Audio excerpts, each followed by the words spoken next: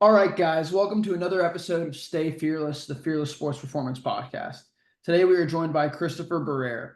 Chris was a teammate of mine in both high school at Christopher Columbus High School and in college at Loyola University New Orleans. His senior year at Columbus, he earned first team All Miami-Dade County honors as a corner infielder and pitcher. After graduating high school, Chris went to the JUCO route and played 2 years at Miami-Dade College, one of the top JUCO programs in Florida. Then he came to play at Loyola, where Chris made the switch to shortstop and was an integral addition to our team during one of the most historic program turnaround seasons in NAIA history. Now, Chris has made the transition to the coaching side of baseball as he's coaching at downtown Doral Charter High School. Chris, I couldn't be more excited to have you on and hear the insights you have for our listeners. Hey everyone, very excited to be here. Very happy to be here and talk about some baseball with the Fearless family. Very excited to get going. Awesome, awesome. So, for our listeners who don't know, Chris was born and raised in Ecuador and moved to Miami as a freshman in high school. We've talked in the past about your experience growing up playing Ecuador baseball and traveling around the world with the youth national teams. Let's start there and take me through your baseball upbringing and experiences playing in Ecuador and around the world. Yeah, so I was born in Ecuador, played ball when I was there little.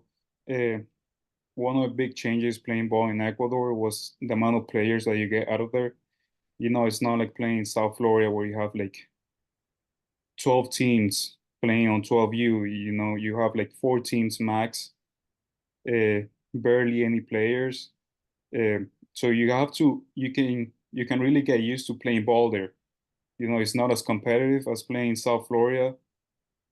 Uh, One of the things that really shook me was that uh, there isn't, baseball is not the main sport in Ecuador. It's soccer. So they play, you go to school and they're playing soccer. They don't know anything about baseball. So I'm truly trying to like get used to playing baseball. Uh, I come from a very athletic background where like my parents, they would love to like take me to go play soccer and baseball. So we can say that baseball in Ecuador is not as competitive as playing Mhm. in Miami. That's what was one of the big factors of me moving to Miami at 14 and then going to Columbus High School. But it was very like not as competitive of playing ball in Ecuador. Barely any teams. You gotta play with the national team at least for Ecuador, and then that's when you're like, okay, going to see some prospects like traveling to Miami, traveling to California, traveling to Puerto Rico. But it's if you stay playing baseball in Ecuador, like you're not gonna develop yourself. Mhm. Yeah, yeah. And so let's talk about those kind of some of those tournaments that you got to play in. You know, you mentioned Puerto Rico, California, Miami. I know you went to Taiwan, and I know you got to see some really good prospects and play against some guys like Hunter Green and Jeter Downs. So talk to me about that, those experiences, and seeing that talent. I mean, playing around the world is just, it's a big change because you're like, um I think it was like the first time I was 10 or 11, and I've only played baseball in Ecuador, which is very small. So you go to, let's say, Puerto Rico. Puerto Rico, it's all about baseball. So you go there to a stadium of like 5,000 people, 10,000 people just like watching you play. So you literally get goosebumps of just playing in those environments. Same as playing in Taiwan. Like I remember there were like 15 teams, like from Cuba, Italy, Venezuela, Puerto Rico. USA was playing there too. And that's where like I played with Holden Green and all those like big names, Jeter Downs and everyone. It was just like so big and so seeing something like okay, basically something more than just like a sport, you know. Hmm. In Ecuador, basically it's very small, so you just gotta like get out of there and see what's going on around uh, everywhere else and see uh, how you can become your better self in playing in those big moments.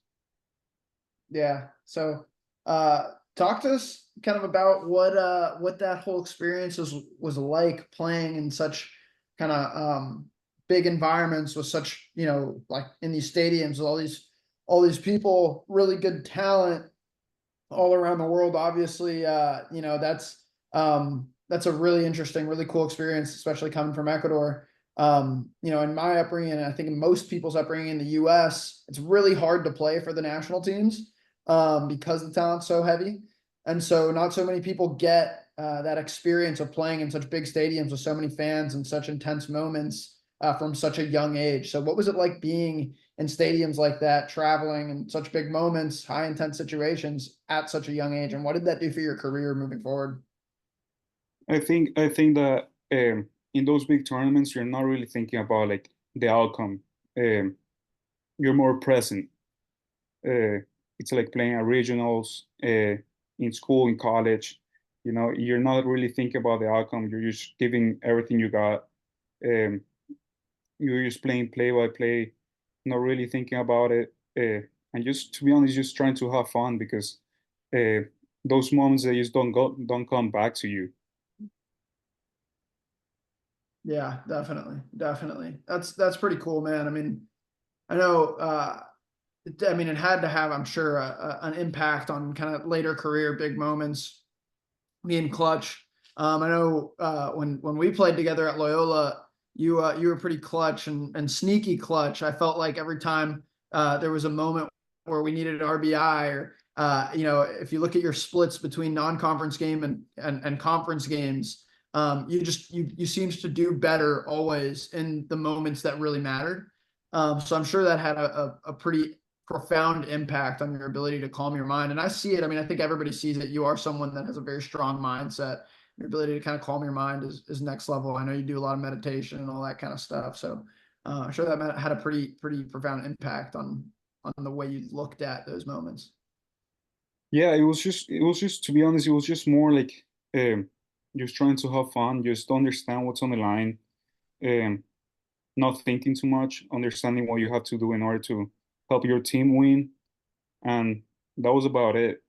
I remember that I used to see all of that too in conference. I would hit like my average would like skyrocket, and in non-conference it will be like so. That's something that I needed to understand how to like, okay, stay consistent with it. Yeah, yeah. Yeah, Like but hey, I I'll take remember, it, man. yeah, If you got a good batting average in those big moments like that, man, like I'll take it, dude. I love it. yeah. That's what I needed to.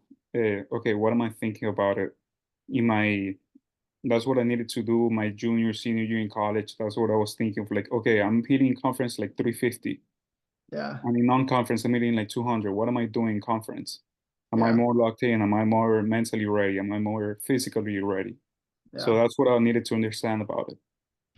Yeah, and just kind of bringing that mindset and bringing it to everything, and treating everything like it was a big moment. And Yeah, exactly. Yeah. exactly. Yeah, Just yeah, yeah, just just bottom line, just being more present. yeah. And so, take me through that process and how you went from um like identifying that that was something you needed to work on, and then how did you work on it and kind of get to where your senior year you just absolutely blew up, and or your last year you just absolutely blew up and had a great season. It was more like I was talking about it. Uh,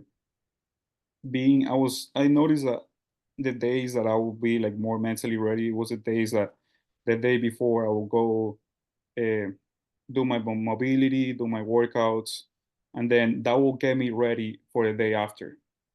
I needed to do that in order to be mentally ready and mentally prepared for a big game, and Mhm, especially the night before I would like meditate and just go to sleep with a calm mind. Wake mhm, up. Let's say I remember having a game at 7 p.m. Okay, I still gotta wake up at 7 a.m. Go to a gym, stretch, do something so I can be mentally ready and physically prepared for it, and just giving everything I got for it. mhm.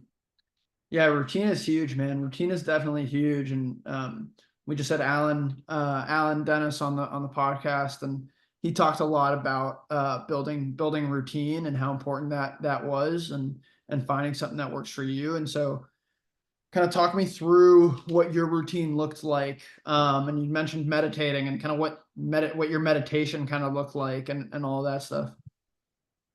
Um, Meditation for me was kind of like just thinking everything all of the possibly like outcomes in the game, but in a very positive way. Like I would really think about me like getting a hit, visualizing myself hitting a ball off the wall, or like getting a ground ball, making the play. That's kind of like my meditation used to be when I used to play. Hmm. I used to think everything just in a positive way. That way I was like mentally ready. Okay, I saw this play the night before. I'm gonna do it now. Hmm. There's no double thinking about it. There's just going out there and play. Yeah. Yeah, totally. Totally. I just saw something from Tristan Casas that he was interviewed, and he was talking about how now while he's been injured, he's been um visualizing, doing a lot of like visualization at bats and swinging. And it was kind of funny the way that he was answering the questions, because they're like, "Oh, like what have you been doing?" He's like, "Oh, I've been taking swings, like I've been taking thousands of swings, like Yeah, just in your mind, swinging." And he's like, in your "Oh, mind, so you're like just really what thinking does that about it. look like? Like do you have a bat?" And he's like, "No, no bat. Like I can't swing with a bat yet."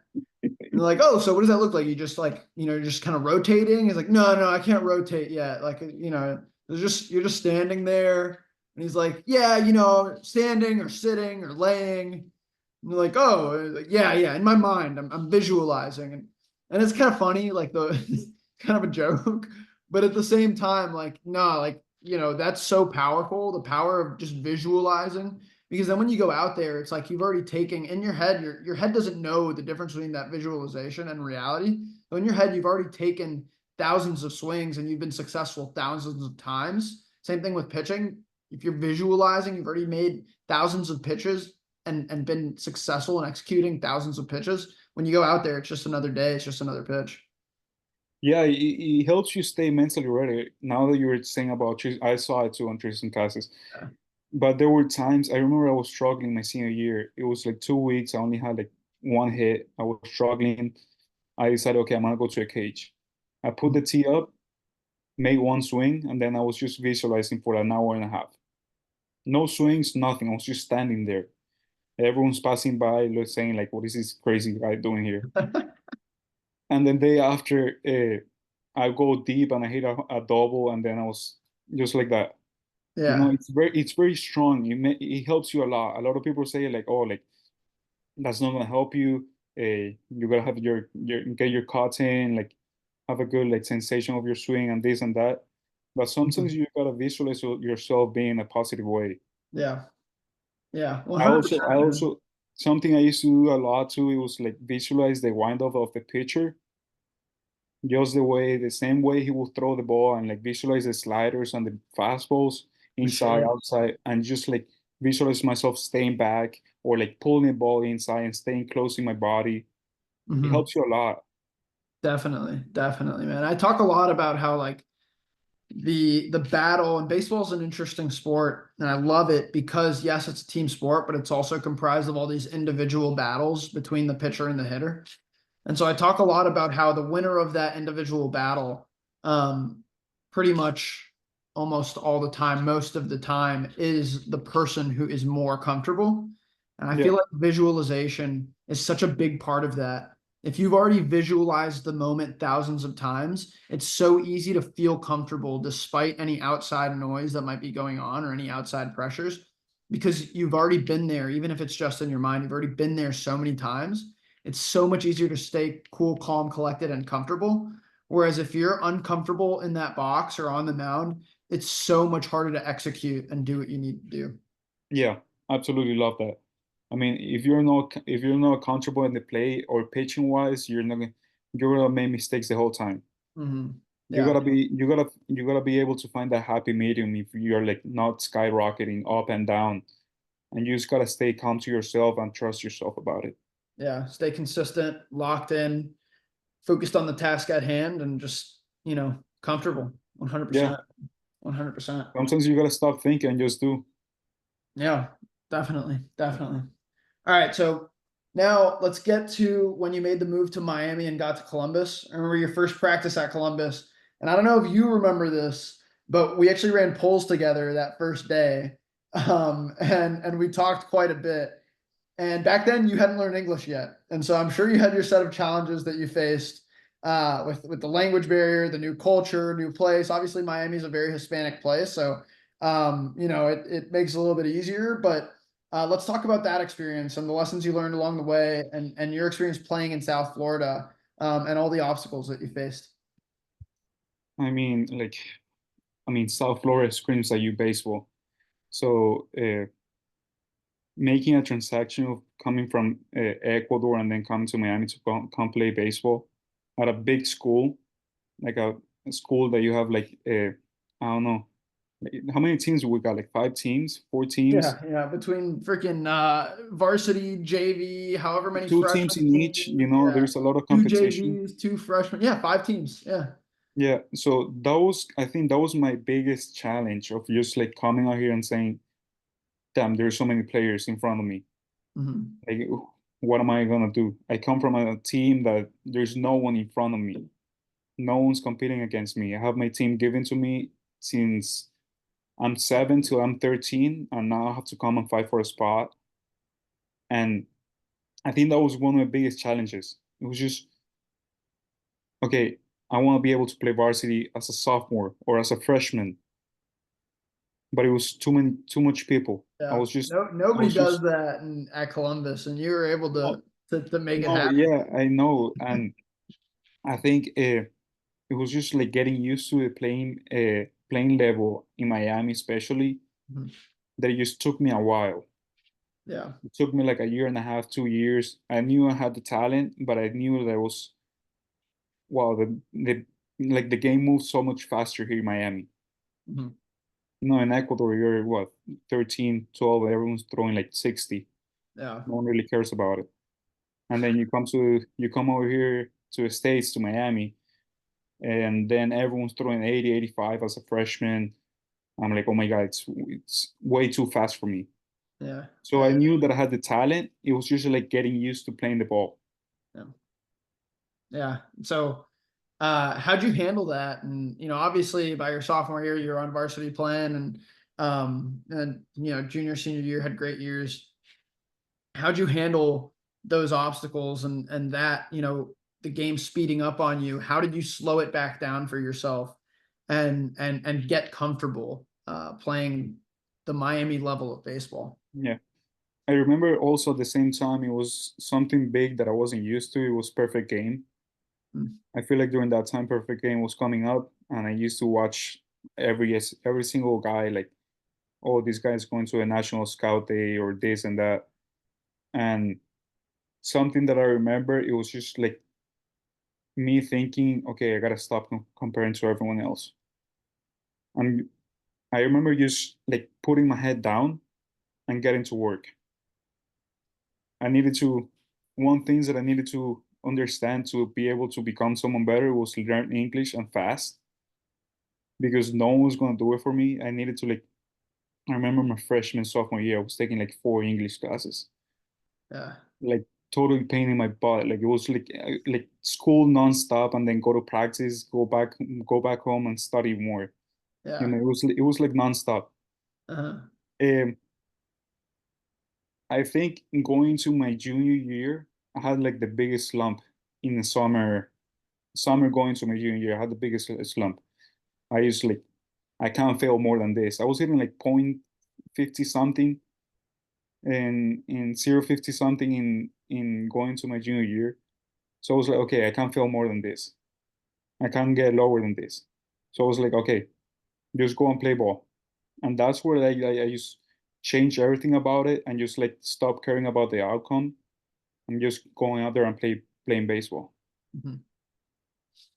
Yeah, that's such a big, switch that I think a lot of guys need to make. And what high level guys do is like they put in the work, obviously, and they're focused when it's time to train, when it's time to lock in, when it's time to like get better. They're focused, they're working their butt off, and they're intentional about what they're doing. But when it's time to play, it's like, all right, flip that switch and let me just go out there and compete, not think about all this outside noise, not think so much about the outcome. That was something that I felt like in my career made a big difference in my last year. I was like, I was stopped being so attached to the outcome and the performance and whether it was going to get me to the next level or, what my velo was and that it wasn't enough. And was I, dicing guys up? and started focus. I shifted my focus to just going out there, having fun, and just being a fierce competitor and enjoying the competition of that personal battle. And that totally changed my career. And I feel like that's a big switch that a lot of guys make, and especially high level guys. When they go out there, they're just locked in competing, and they kind of turn off the outside noise. They turn off that thinking part of the brain, and they just go out there and compete. Yeah, I remember Weber used to tell me. He told me one time, "Oh, like you're just a practice guy or a tryout guy," because every single time I'll go to a game, like I wasn't used to it. Mhm. But during practice, I was hitting like 400 feet home runs. Like I was just hitting the ball everywhere, making every single play. And then during the game, it was a completely switch. Mhm. And then that's where like when I start failing, I understand that okay, I can fail more than this. So that's when I started doing different approaches and just having fun and not trying to do too much about it. Mhm. Yeah. Yeah, man. When you try to do too much, it messes with you. You can't be in a good headspace, right? You can't have that good mindset, that calm, Yeah, that kind of meditated mind, yeah. 100%, 100%. You're trying to do too much, you're gonna fail most of the time. Yeah, definitely, definitely. All right, so then you decide to go the JUCO route and play at Miami-Dade, which has always had some really, really awesome talent. And a lot of people talk about the JUCO route, building grit, and we see some of the high-level talent JUCOs tend to produce. What was that experience like? What was it like being part of that JUCO kind of Wild West atmosphere? Uh, And what did to it be do for honest, you? it was very tough.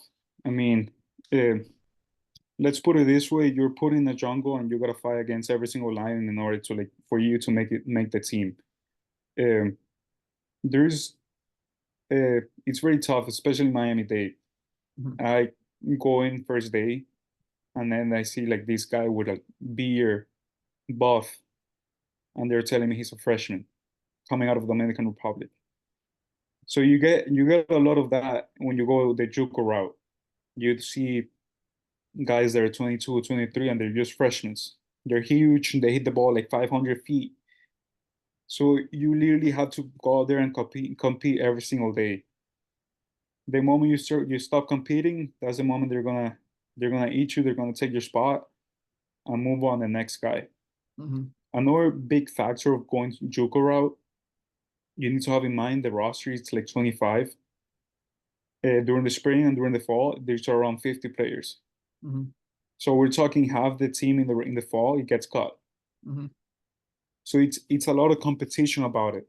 It's a lot of a you just gotta put in the work every single day. It's extremely long hours. I remember getting to practice to a field like 11:30 a.m. I'm leaving 7 p.m. Mhm. every single day, Yeah. Monday through Friday, and then Saturday wake up at 6 a.m. going to workouts and practice. It was just nonstop. Mhm. At the same time, I remember I was a pre-health major, so it was a lot in school, and then you see like all my teammates are like they're like in practice at 10 a.m. and Yeah. practice doesn't start till 12. So I keep thinking, am I wasting my time? Am I like I don't know, like they're getting better, but I have to do school because I'm a pre-health, and and they come from DR, Dominican Republic, Puerto Rico, Venezuela, and they're 22, and they're only taking like 3 classes. Mhm. So it was a big shock for me to like well, I have to work extra hard. Like I have to work like really. I thought that I was working hard before. Now I have to work triple the amount of that. Mhm. Yeah. Yeah. And what did that do for your mindset? And how did you go about building a routine then to obviously you didn't have the luxury of so much time because you were taking more classes and all that stuff. So what did you do to make your routine efficient and getting more done in the limited amount of time that you had? Um, I was just very disciplined when it came to that. I wasn't motivated or anything like that. I was very disciplined. I remember scheduling my weeks in advance, putting my alarm at 5 a.m. every single day. Uh, I needed to work on in the morning because I didn't have time in the afternoon. I remember just setting everything up, my routines, staying to it, and that's the one thing that kept me calm. That I knew that I was putting the work and I was very organized and schedule everything. And then I remember that fall, that freshman year fall, I hit like 560, and it was all due because of like me scheduling everything, staying committed to not only my workouts or baseball, but staying committed to my school stuff, Mhm. and then um, and just staying through with my routines. Like if I don't do all that, like I would have gotten caught my freshman year easily. Yeah. Yeah. And so you mentioned too, like staying on top of your school stuff and like having that routine where every part of your life was kind of in balance and locked in and checked out. Um, what do you have to say about that? And I mean, that's something that I really believe in is like you can't go 100% in one part of your life and then kind of leave something else where you're not 100% because it all bleeds together. What's Yeah, your thoughts on that and like making sure every part of your life is locked in to kind of elevate everything? you need to have everything in check. I believe. I believe that um, as a coach now, uh, I see some of the kids that don't really care about their grades. Listen, if they, when a scout comes to see you, the first thing they're gonna ask you is your grades, because that's a reflection of a person. Mhm. You're not taking care of yourself or of your grades. That tells you a lot about you. Mhm. You don't have your grades in order. It tells you a lot. So you need to have everything in check for you to like move at a constant pace going up. Mhm. You can go up if your grades are pulling you down. You're getting caught there. You know. Mhm. You can move up if you have like, okay, you have your grades, but you're not doing your extra work in baseball. You're not gonna be able to move up. Mhm. You're gonna be increasing, decreasing, increasing, decreasing. Yeah. That's about it. That's the way I see it. So you need to have a balance in life in which you know, okay, I gotta work out, I gotta wake up early, 5 a.m., go work out, and then go to school. Okay, I also gotta go practice, stay after practice for like half an hour, and then go back into studying. You need to have everything in check in order to move up. Yeah. Yeah, definitely. I feel like it's about building habits is a big part of it. And it's if you are building habits in one aspect of your life, like let's say it's the classroom that are poor habits, that's teaching your body. Your body doesn't know the difference. So you're teaching your body and your mind that laziness. And then you get to the baseball field. Now you've built those habits and it's going to bleed into that and vice versa. Yeah. That laziness, it doesn't matter if you can't really compartmentalize it. It all bleeds together and the habits you build are the habits you build.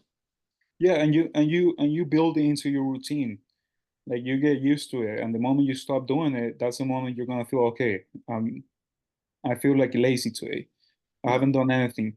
Um, that's why one of the reasons that I still work out even though I'm not playing baseball. I still work out. I still like to read. I still gotta learn. Uh, that's one of the reasons because I'm used to it. That's my routine. I don't do my routine. I'm gonna feel like I haven't done anything today. Mhm. Definitely. Definitely. 100%, man. Couldn't agree more. All right. So then COVID comes around and the two of us we were living right next to each other, so we're lifting in that little makeshift gym and throwing together every day, and I start to plant little seeds to get you to come over to Loyola, and I start talking a little bit about it and trying to get you to come play with us, and eventually I was pretty dang successful on recruiting you and you did come to Loyola, and so let's talk about your experience at Loyola, being in the NAIA, and being part of that first full season of that culture shift that we achieved, and your experience with Kay and Bruce and the winning culture that we built. Firstly, I believe that transferring to Loyola was like a hack for me in order for me to grow as a person. Like Mhm. I believe that I remember trying to decide either to stay a day for another year or go to Loyola. It was one of the hardest decisions because I've never been away from home. So leaving your house when you're in college, it's a hack. You gotta do it. You learn so much from it. You grow. You become disciplined. You become organized. It's up to you. No one's gonna do it for you, only you. Um, I don't know. Play under K. Uh, I truly saw the side of like professional baseball playing under K Mhm. because I mean you were there. He was just more of like, okay, I'm giving you everything for you to like become successful. Just go out there and play. I remember um, we were the ones calling the plays. Uh, on the field, on defense and all that, we're the ones calling everything. Yeah. He just wanted us to go and have fun, and that's the way it has to be. Like he was very comfortable with us, and we were comfortable with him. That's what changed that mentality around. Everyone's together. It was just like a family. It's Yeah. just a family. Yeah, it was awesome, man. I talk about it a lot. A good culture, it's a bunch of brothers fighting together for the same thing, all pulling in the right direction. We all care about each other, and we all want to be successful for each other, and we want each other to be successful for the team. And I thought that was such a special culture, and I definitely appreciated. I think a big shift that we made as a team is we started to believe in ourselves a lot more because Kay believed in us. And when we started to see how much he believed in us and our ability to be a top team, that's when we started to believe it. And then we earned our own respect. And then we were able to earn the respect of the other teams that we were facing. Yeah, and the big thing that I noticed it was that on that team, no one was very selfish. Mhm. No one was very selfish about their average, their how many wins, their ERA. Like no one really cared about it. We just wanted to win, no matter what, no matter how, but we just wanted to win.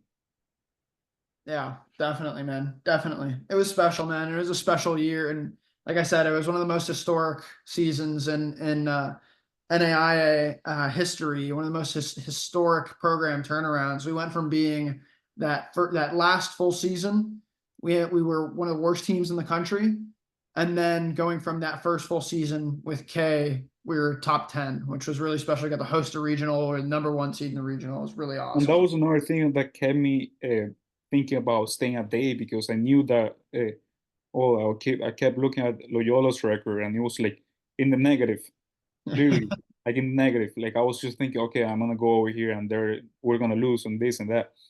And then I remember talking to Kay about it, uh, what the positives out of it, the outcomes they have changed, uh, how different they are changing the program, and that's what led me to like, okay, I'm just gonna go to Loyola.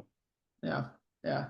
It was awesome, man, and it was a great experience, and we got to live in the same house, which was a blast, and it was great, man. It was great. And you brought a lot to our team culture too. I felt like there were a lot of things that you contributed to us more than just your ability on the field to be successful, but contributing to that culture and your mindset and the way you interacted with guys. You fit in so easily and so seamlessly. It was really fun to be a part of. There was no cancer in that team too. Like we didn't have anyone thinking, "Oh, I'm better than everyone." It Mhm. was just a push of everyone was doing at the same time. Yeah. There was no one holding us back. Yeah, it was awesome, It was man. truly Those amazing were to be good honest. days. Yeah, those are good days, man. And Sometimes you uh, just wish you can go back to it. You know yeah, how fun it yeah, was. every day, man, every day. That was probably the most fun year of my life. That last year with that group of guys. That's what I always talk about with people. It was just such a special group of guys, and I felt like that's what it took to win. And obviously, we added some pieces to that team, but we didn't make any drastic roster changes. I felt like it wasn't like a totally new group of guys where we got rid of our core. And we were able to make a massive turnaround. And I felt like that's just a testament to the culture change that we really made. And that I felt like that was the big change and the big difference that we made is the way that we handled our business both on and off the field, the way that we interacted with each other, the way that we competed, the way that we believed in ourselves. And it really showed. I mean, it was really special to be a part of. A really special year. Yeah, like you were saying, it was basically the same team. We just added a couple new players, and that was about it. Mhm, Um, Also, what you were saying, it was just like a brotherhood mhm. of like everyone just like having fun out there, rooting for each other. It was just very special. Yeah, yeah, yeah. And there were some guys that we lost that year too, and some of those guys were pretty good.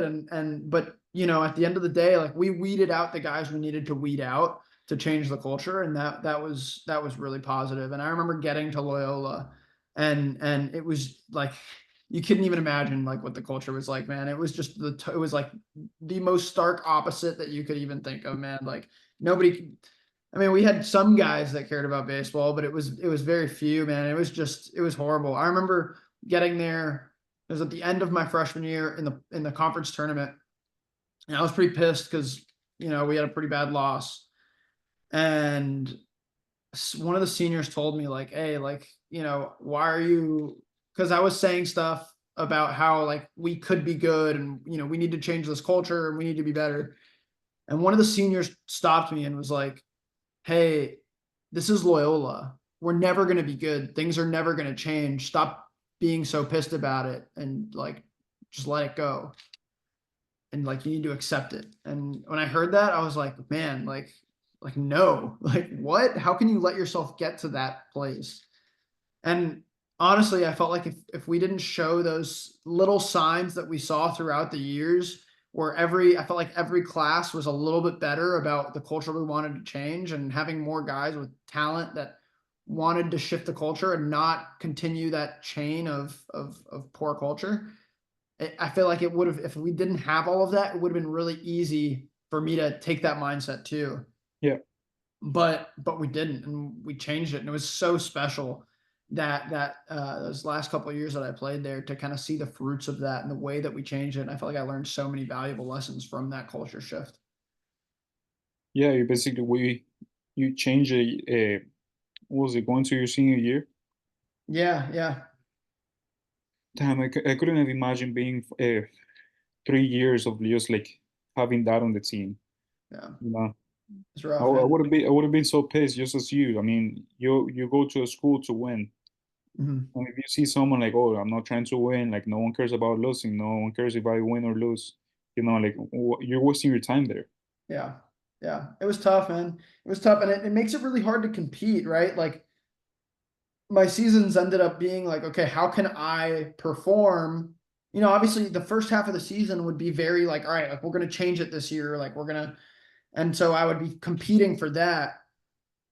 And like midway through the season, when our kind of chances of really being a good team would fall off, I felt like I started to perform a lot worse, because then my mindset started being like, okay, how can I do this for me?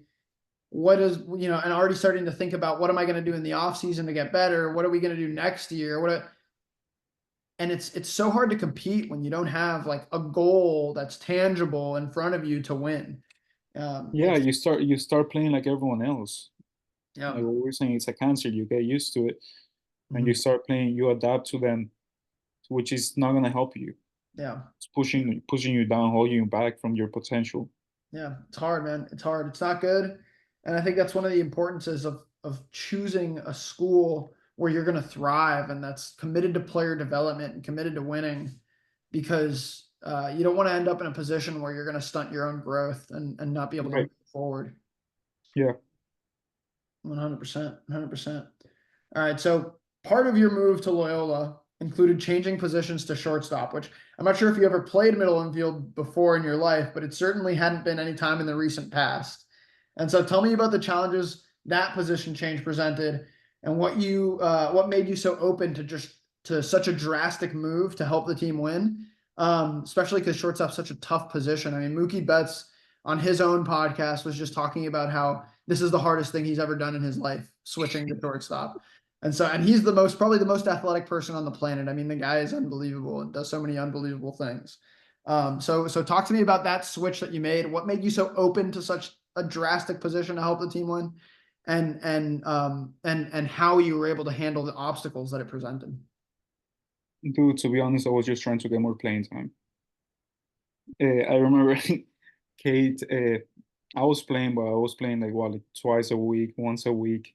I wanted to play more. And Kate Kennedy, Coach Kennedy, he knew that I had good hands. Like I was playing third, I was playing second every once in a while. Um, it was before we were playing LSUS or LSUE. He comes up to me, we're eating as a team. He comes up to me, he tells me, he asks me, have you ever played short before?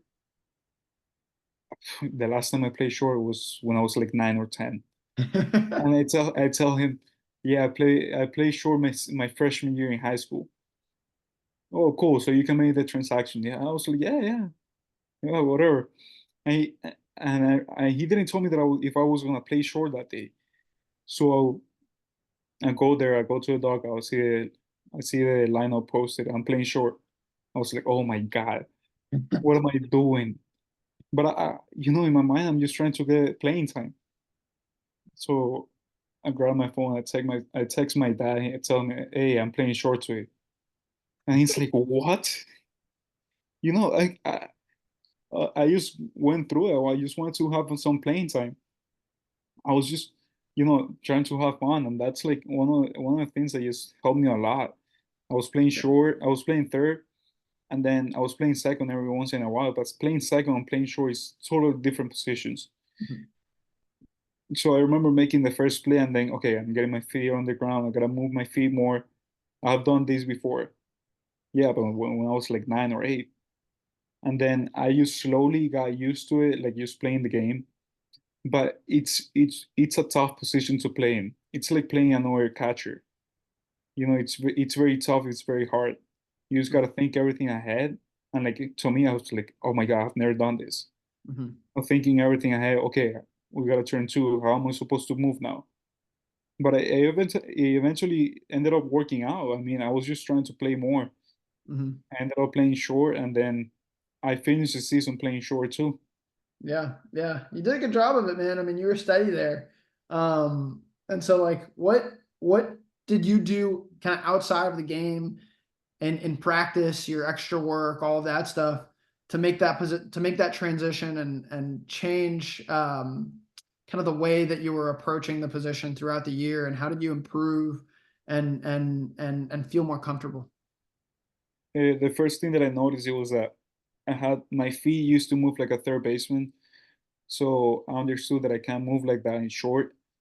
So I had a third baseman body. So very quickly I had needed to lose some weight, get faster feet. So I started doing more conditioning, like more ladder work, like things like that, so I can look more like a shortstop. That's one of the things that I started doing right away. Like I remember on the night we come back from that game, I go to a gym and I literally working out the same movements. Hmm. Like, and also one things that we were talking before, it was just like visualizing myself. There's it's very hard because it was mid-season, so you're not really thinking about, okay, I have like 2 months to prepare. No, Hmm. I didn't have that. Like I just, okay, what can I do? I can do every once in a while, I can work out like that, and then just visualize myself doing everything correctly.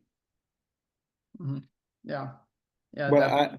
I used to wish that during that time I had like 2 more months or like three, so I can like mentally prepare for that. Not like Yeah, mid-season where like, okay, you're gonna play short. I was like, oh my God, yeah, what yeah. am I doing? What I was telling you, I was just trying to get more playing time. Exactly, exactly. Yeah, and that's such a valuable lesson because I feel like so many guys would immediately be like, "Oh, I've never played short. I can't play short." Like, no, and not be open to it. Either because of their ego or because they're afraid of failing at Yeah, something that they've never yeah. done before. And so I felt like that was so admirable to just be open to, all right, whatever helps the team win, wherever I can kind of fit in and fill a missing piece was I, awesome. And you did a good job, man. You filled the piece. You did a great, you did exactly what we needed. yeah, um, I'm playing once a week. I'm crazy if I tell the coach, oh, I can't play that position.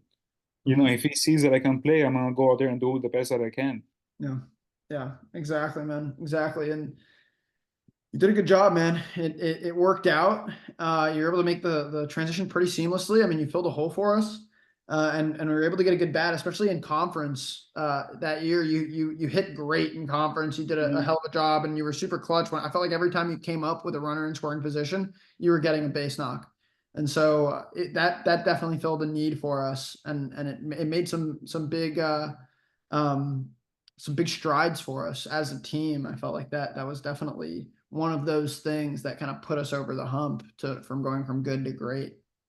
Right. That was my whole point of just I understood that shifting too short was gonna help the team the most, and then the second thing that was gonna help the team was just be a tough at bat. Mhm. During that time, I think I was hitting like seventh or sixth, I needed to be a tough at bat no matter what. Mhm. I needed to get the next guy up. I needed to like, waste some pitches for the pitcher and just be like locked in. And that's one of the things that I was able to do during conference. Mhm. Definitely. Definitely. And there's so much value there. People discount it because it's not sexy, but just being able to see pitches, foul things off, get the pitcher to struggle a little bit, even if they beat you, even if And they to get show you out. your whole arsenal too, so Exactly. everyone else can Show see all it. their pitches.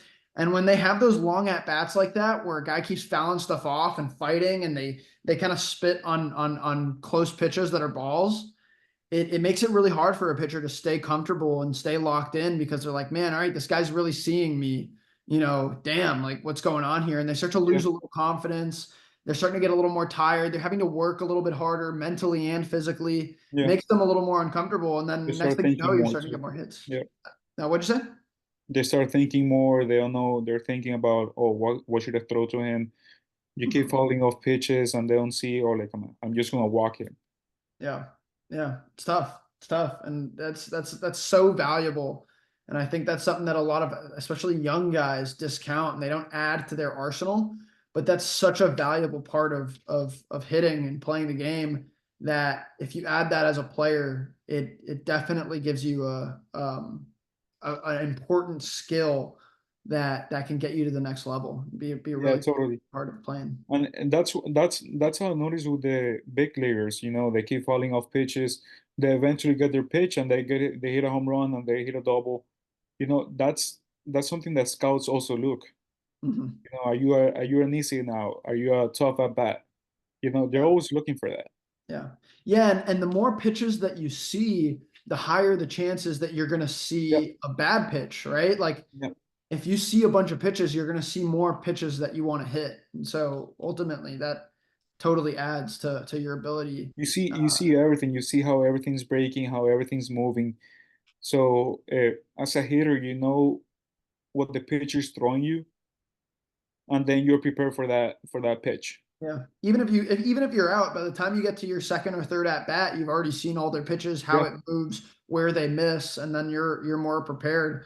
I think that's one of the reasons why they talk about like the third time through the order is when hitters really start to hit guys. It's because they've seen all those pitches, especially in the pros where they're all tough at bats. They've seen so many pitches at that point that it's so much easier to see a pitch and hit it because you're more comfortable. yeah. It's also like a mental approach that some hitters they do. Sometimes they take pitches on purpose. Like 0-2, they take pitches on purpose, and then by the time they get third at bat, they're gonna see the same pitch and they're ready for it. Mhm. Yeah. Yeah. Definitely, man. Definitely. All right. So now I want to talk about how when you were at Loyola, you studied psychology. And I know sports psychology is a huge passion of yours. And I've experienced firsthand like what an incredibly strong-minded person you are, and like how in tune you are with your mental approach and your mental game and kind of that psychological part of the game, and how mature you are in the way that you go about all your work. And so tell me about those experiences of building that mindset that you built and the thought processes that contributed to building it, the routine, the approach that you built, and talk me through like all of that and everything that you did and how that kind of came to be and how it affected your game. I know we talked about it a little bit, but let's really dive into it. Um, Something that I've noticed uh, ever since I was little, I always tried to move myself in a very tough environment. Uh, Environments which I'm not used to it, like waking up early, working out, pushing that extra mile. I've always done that since I'm 13, 14. I believe that's when you're gonna grow the most. If you're gonna stay like comfortable and constant, you're not gonna do it. You're not gonna increase. You're not gonna develop that way. You always gotta look for um, something that will push you to become, to grow as a person and mentally. That's something that's gonna help you a lot. Um, I thought about this, and it was more like uh, I chose to go to Columbus because it was the hardest route. I could have gone to Coral Gables High School or to another easy high school that I can go and play varsity right away. I went to Miami-Dade because I knew it was the hardest way for me to like go out there and make the team because I knew that I was gonna be with like Dominicans, Puerto Ricans, Venezuelans, uh, that they're 22, 23, and they're huge. You know, I knew that it was gonna be the tougher route. Uh, I believe that that's when you're gonna grow the most. The moment you start pushing yourself like, okay, I gotta grow up. I can't be a baby about it. You gotta grow up. That's the only way you can deal with it. Because also the obstacles you don't face, that's when you find your limit. You're not facing that obstacle, you're gonna stay stuck. You're not gonna increase. You're not gonna develop yourself. Yeah, definitely, man. Definitely. I feel like that's such an important part of mindset that I'll talk about a good bit and work on with my athletes is like find ways to make yourself uncomfortable. Get in the habit of being uncomfortable. Get in the habit of doing hard things because the more that you do it, the easier it is to do it. And then when Right. you're playing and you're competing and you're in a really tough situation, high stress, uncomfortable environment, and you have all these moving, all these stresses, external stresses around you, you feel like you're comfortable in that uncomfortable position because you've been in uncomfortable positions so Yeah. much that it's just easier to calm your mind and really lock in. So the thing that happens is that it's not that you get let scared out of that problem that you have at hand. It's that you get braver over time. Mhm. So you somehow stop thinking about it too much and think to yourself, okay, I've been in worse situations, so I can just go out there and do it. Yeah, yeah, 100%, man. And obviously, we're called fearless sports performance, and I always talk about how being fearless isn't to be with the absence of fear; it's to be courageous in the face of Yeah, fear. And I think correct. that's really important for people to understand. You're always going to have those feelings. You're always going to feel that anxiety, the pressures, but it's about being courageous in the face of it. And it's about taking that and allowing it to elevate you instead of detract from you. Yeah, it's your, that's life. You're gonna be more uncomfortable that you're gonna be comfortable. It's gonna happen to you. You gotta stop getting away from it. You just gotta face your problems and deal with it. Um, you just gotta stop thinking about it too much about the problems and just do it. Mhm. Definitely. Definitely. I think that's a super important part for guys to understand is like you just gotta go after it. Whatever is in front of you, you just gotta go after it, not let it overwhelm you and just focus on the task at hand and get after it one moment at a time. So now you're at downtown Doral on the other side of baseball, which is coaching. Talk to me about your experience coaching, the differences in perspective from playing, and anything else valuable you've learned from that experience that you're gaining, seeing from the other side of it. Listen, coaching is so fun. Like I don't know, being able to develop kids at a very young age and like helping them get better over time. And you actually see it as a coach how they get better. It's just very fulfilling as a person. I don't know, like uh, I used to love talking to the kids and like helping them coaching wise in life, giving them life advices and all that. It's just very one of the most fulfilling things that I've done in my life so far. Just helping them and like telling them what's right and what's wrong and Mm-hmm. how to do it. It's just it feels so good about it. Mm-hmm. Yeah, yeah, you can make a bigger impact than just like helping them get good at baseball. Yeah. It's such an opportunity to help grow boys into men. And that's one of the things I love about coaching, right? It's like that mentorship of being able to help guys kind of find who they are in the world and such a critical part of their lives. Because those high school, ages, they're really learning so much about who they are in the world and where they want to be and the type of person they want to be and where they all fit in and making sense of this thing that we call life. And so it's so rewarding to be able to kind of be a part of that and mentor guys and lead them in the right direction. Yeah, you can see it in a way of like your athletes being since they're younger, they have a very close mindset. They haven't been exposed to like things that you have been exposed in life so far because you're older. Mhm. So as a teacher, as a coach, you can be able to like teach them how to do it the right way. Yeah, That's the way I definitely. see it.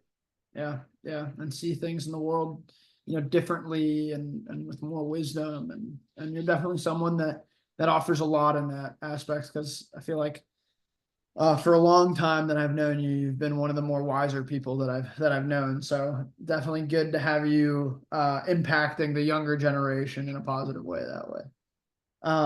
So then also kind of going from the high school and the coaching, I know you've mentioned that you've observed a pretty significant change in recruiting from back when we were getting recruited to now and the way things are now. So what major differences have you noticed? And of those differences, what has been good and what has been bad?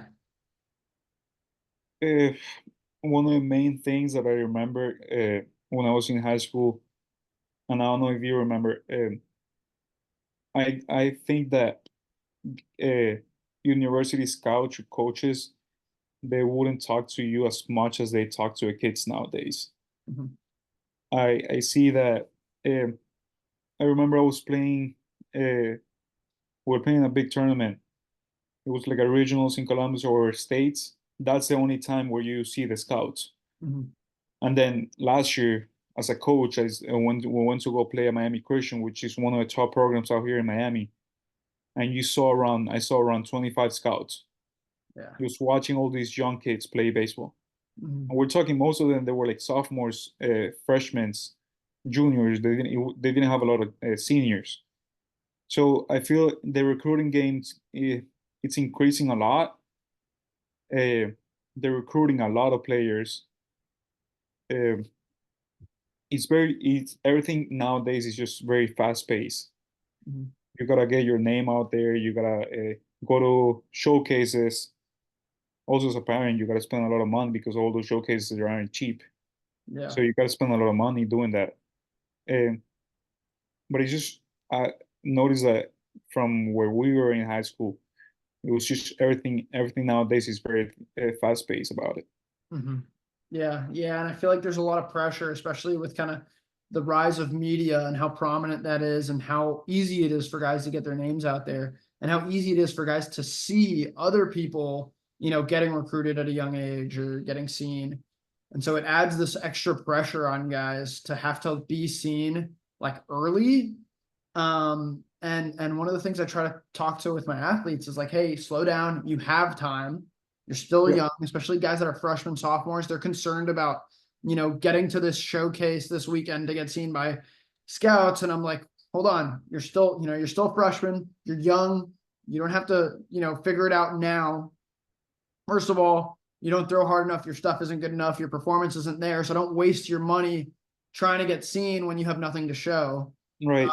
And take your time with it. Really prime yourself so that when it is truly time to get looked at and get seen later on, and don't rush through it, because then at that moment when it's truly time to kind of make those moves, you're truly prepared, you're truly ready, and instead of kind of wasting your time at these showcases younger, because you're not getting better by the showcases, you're You're just not showing fully talent. developed too. Like the Yeah, you're freshmen, sophomores. I don't know. Like I don't see the purpose of going to showcases when you're that young. Exactly. Don't waste your time on getting seen when you have nothing to show. Instead, put your resources towards developing so that when you do have something to show, it's really, really good. And you have it there. I Yeah. mean, and you're not wasting your time also going to showcases when you're very young. You have nothing to show, like what you were saying. Yeah. So you're literally just wasting your time and wasting your money. Mhm. Exactly. Exactly. A lot of guys fall prey into it. And then I've seen a lot of guys get hurt by that because they're so concerned about, I need to play in this showcase. I need to play in this tournament, whatever. Then they rush to ramp up for the showcase. They're not, creating a proper plan with their training to be prepared, fully prepared to throw the amount of innings that they're going to throw. And then they throw in 3 days. Let's say they throw in 3 different games and they're trying to blow out and throw as hard as they can because they're trying to do it for the radar gun with the showcase and the Yeah. scouts.